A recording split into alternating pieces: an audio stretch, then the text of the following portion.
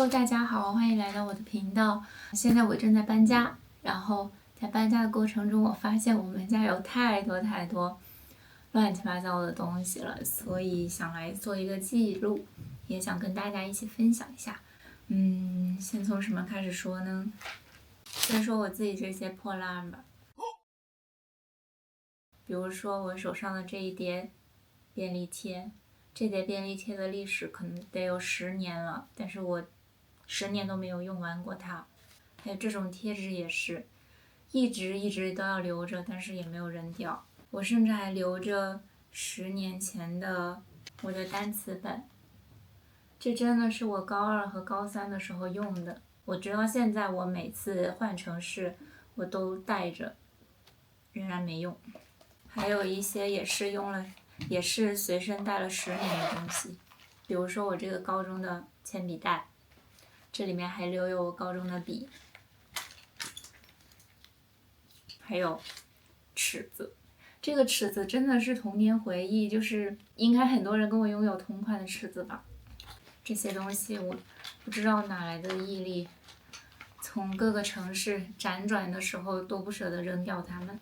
然后还有这些我当初可喜欢的这些贴纸，我都留着，然后也舍不得贴，就这样一直带着。可能它背后的胶都已经不粘了，无所谓了，还是留着吧。然后呢，我的团员证，这是我小学的时候的团员证，它的颁发日期是2011年，这个东西已经有10几年了，我也不知道为什么还留在我自己手上。我听说别人的可能都是放在档案里还是怎么的，现在这个我也只能留着了。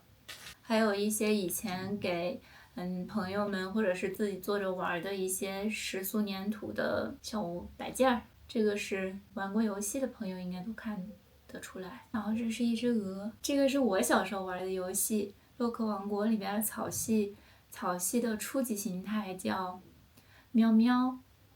然后我们还留了一包这个东西，懂的都懂。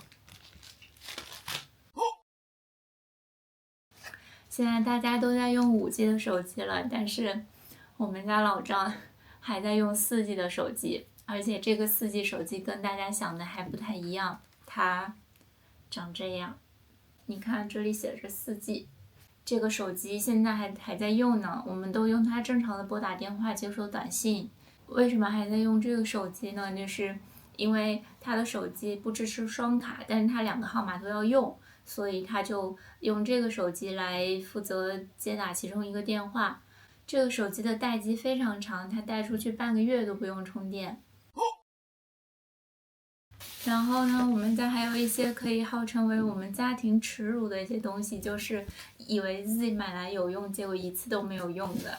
就是我之前梦想着能够当一个服装设计师，然后买了一些跟裁缝有关的东西，比如说缝纫机呀，那个彩色的那个彩笔，还有做缝纫的尺子、剪刀什么的。这个就是其中一个蓝尺，它里边还附有铅笔和那个更软的那种绳子的绳尺，反正就是类似这一系列东西。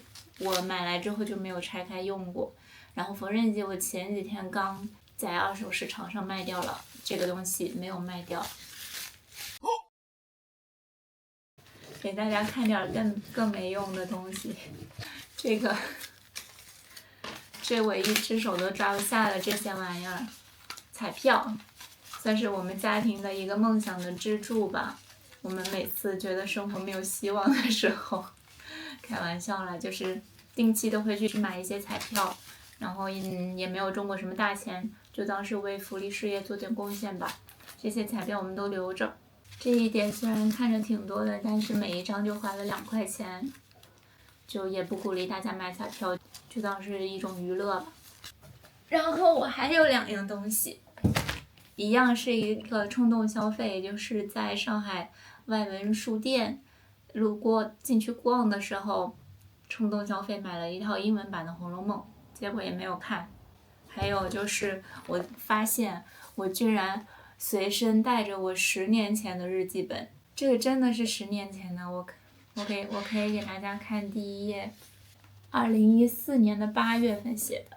这个日记本呢，我写了10年了还没有写完，也就是说，我这个人的毅力是很差的。一本日记我写10年，可能1年就写了2篇。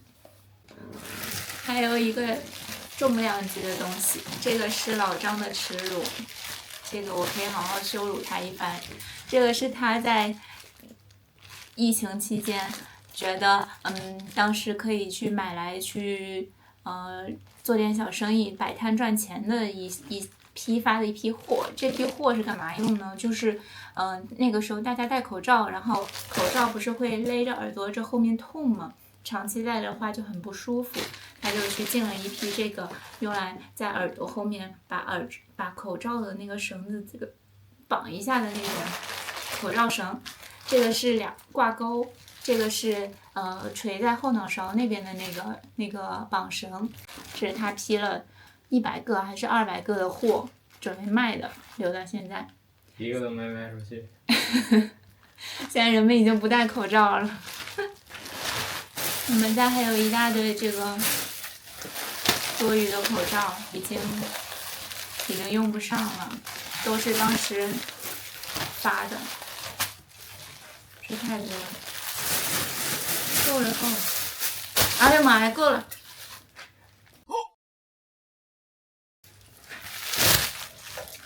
还有就是我们来上海的这2年多，接近3年的时间，我们去那个户外徒步报团，然后当时报的那个团，每一次去都会送一个头巾。我们已经攒了这么多了，这还不是全部的，就是拿到后面已经每次都说不用了，谢谢。然后也有很多都当抹布送给家里人去当抹布用了，剩下这些估计下场也是抹布。下面这一位呢，是一个大家平时都用不着的东西，我们家就有，它是一个显示器。那这个显示器只有手掌这么大，7寸的。它主要的用途其实是用来做开发或者调试的，比如说你想测某一个机器它有没有输出信号啊之类的，你就用这个小显示器插上去看一眼。它背后是一块裸露的电路板，旁边有几个输入和输出的孔。它是支持触屏的呢，但它的那个像素很差，只有800×480。下面这个呢，大部分家庭也不会有的哈，就是一块万能电表。这个东西是老张当年他想要做太阳能发电，他想要自己太阳能发电，他就买了一堆二氧化钛和打算自己在家发电，然后用这个电表去测那个有没有发电成功，就是去测一些电流和电阻什么的，具体我也不知道他在捣鼓些什么，反正他说他自己也没有捣鼓成功过，这个电表他也没有会用，一直闲置到现在。他甚至还辗转各个城市都把它带着，可能觉得自己哪一天能成功吧。因为之前经常去徒步嘛，所以呢，有一些徒步的机构或者景区啊，他们就会给一些这种奖状啊、奖牌什么的，这种东西我们还留着，虽然它的含金量也不高。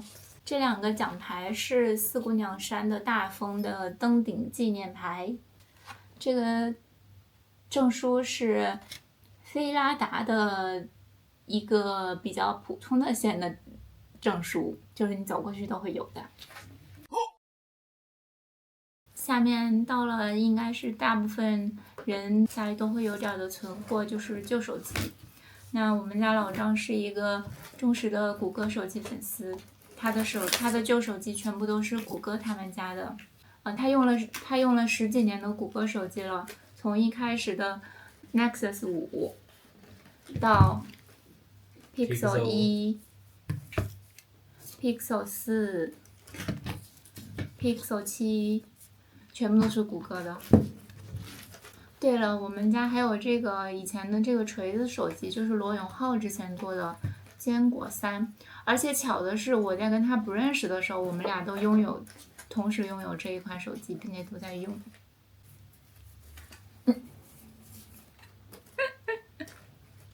这是一张有意思的名片，所以我们一直留到现在。大家能看清上面的字吗？上面写着说：小三劝退，情人劝分，开拓市场，实力接单。人家还有原则呢。死亡性婚姻的不接，小三生了孩子的不接，小三上位的不接。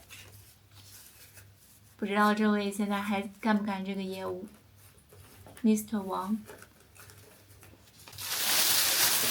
这是一袋用来那个焊锡的，就是可以用来修电路板。之前我们在家里有用来修过那个手柄，游戏手柄。我理解它的原理就是把那个锡给融化，然后再把它换一个，把里边的电线什么的换一个方向了之后，你再把那个锡给它粘上。这是一个可以砰一下给锡吹一口气，这样用它的快速的这个吹力把它吹走。还留着这么多的机票和火车票，这种老式的火车票大家应该很少见了吧？这种红色的，现在好像都已经取不到了。以前的火车票上没有写名字，只有一个二维码。我们还保留了一张之前在尼泊尔 EBC 上的旅店账单。这张账单上面也挺有意思的，首先可以看到它右上角的这个日期，它写的是佛历，然后它在标明我们这周的桌号的时候，它写的是 T5， 它的 5写的是 FIVE 5完整的 5， 而不是阿拉伯数字5。其实他们是会写阿拉伯数字的，但不知道为什么他写的这么认真。他写的数字1也很有意思，是一根树下面有一个横。然后我们当时应该是点了一个蔬菜卷，点了一个什么，这第二个不认识，第三个是 Momo 就是他们的饺子，还有第四个 water 水，我们一般会点一壶热水。尼泊尔的钱对人民币大概汇率是 0.05， 所以换算成人民币的话，要把他们的钱大概除以20。这一次我们花了1120，折合成人民币大概是55块钱。这个还是挺有意思的。我们还留了当时在尼泊尔进山的时候 ，EBC 进山的时候，用到的这个进山证，上面贴上了我们的名字。当时的一个人是要交2000块钱，尼泊尔币2000块钱，人民币100块钱。这个东西在 EBC 全程路上都要带着，中途的时候可能会有人查。我还留了很多的转接头和 U 盘或者是读卡器，其实我之前都没有分清这3个有什么区别，但是我都留着了。后来经过实践证明它们都没什么用。我们家有3块巨无霸充电宝，最大的这一块是我读大学的时候用的，现在还留着。当时的这种老式充电宝还用的是这种接口，新的充电宝提供了2种接口。接下来给大家介绍一些我们家的户外的东西，也是比较少见的。首先是这个，这是一条雨裤。其实雨裤现在大家很少用到了，但是它在户外或者说在日常生活中还是非常有用。像我们平时穿雨衣的话，雨衣是很难挡到腿的，所以你的小腿和鞋呀都是湿的。但是雨裤它是一条完整的裤子，它就能保证至少是你的裤子和你的腿是干燥的状态。在户外的时候还是挺有用的。我们如果碰上天气不好的时候出去的话，都会带上。我们家虽然只有2个人，但是睡袋有这么多。其实这个2个红色的跟2个黑色的温标不太一样，这个红色的会更保暖一些，适合温度在零下-10、-15度这种时候睡。然后这2个黑色的呢，它比较便宜，当然它的温标也会比较低，质量也比较差。它的温度大概是在5度、10度这个时候用。我们之前去 EBC 的时候带的就是这2个红的，挂在包上，一路上都有人看我们。还有这个是我们在迪卡侬买的超大热水壶，我们每次冬天出去徒步的时候就带上。之前还有人跟我们开玩笑说你居然带这么大的水壶，但这个水壶还是挺好的，你在冬天在野外喝一口热水非常爽。我们之前带着它去印尼走那个林加尼火山的时候，那个向导最后呢他那个小伙子他向我们要东西，他找另外一个游客要他的蓝牙耳机，他看上了他的蓝牙耳机，然后他找我们，他就看上了我们这个保温壶，他希望我们送给他。这是2副冰爪，这一副是比较简易的，它上面只有一些铁钉。这一副是比较高档一点的，它是有一些铁链条穿在鞋子上面的。冰爪就是当你在走一些比较滑的冰川或者是结冰的河流的路线的时候，那你就要穿上冰爪了，不然你的鞋就非常滑，你在上面很容易摔倒。我们当时走 EBC 的时候要穿越一个很大的冰川，我们俩就把这个带上了。这个也是我们当时在 EBC 带的一个有意思的东西，它是一整块太阳能板，但是它很便携。你看它上面有一些钩子，可以挂在你的包上呀，或者是当你到了住宿点的时候挂在那个绳子上啊，都可以。这个板呢，当时我们就是一路走的时候挂在包上，然后有很多当地的人就会跟我们说哦，Sola 什么的。然后我们发现它挂在包上并不是特别的好用，就是当你在行进过程中，你的角度和你的这个位置一直在变化的时候，它发电不是特别多。但是我们发现当你把它摆在桌面上或者固定在某一个地方，然后让太阳一直照到它，这样它发的电还是挺多的。刚才拍完的东西现在又得好一通收拾了，还有一些赶海用的东西，沙滩鞋、耙子，还有骑行相关的一些东西，2个头盔以及一个打气筒。这个打气筒挺好用的，它上面带有压力表，你在上面踩的时候它的指针会动。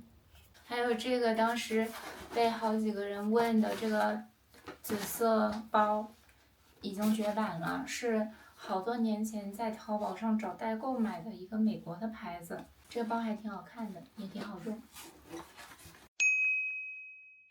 在收拾东西了，先把大件儿装在箱子里。我们这是一个同时拥有加湿器和除湿机的家庭，一个南方家庭里少见的暖气。我们家只有我是南方人，另外一个老张他是北方人，所以由他把暖气片带到了我们这个南方小家庭里。这是一个电水暖气片，在里面注满水之后插电，然后电就会把水加热，加热了之后这个热度就会传到你的屋子里，我们冬天就靠这个续命了。这里还可以调节温度，我们当时是觉得空调太干了，而且它比空调安静，没有什么声音。那我们这一期搬家途中的废物说明就到这里啦。大家家里是不是也跟我们一样有这么多乱七八糟的东西呢？也欢迎跟我们一起分享。那下期视频再见啦，拜拜。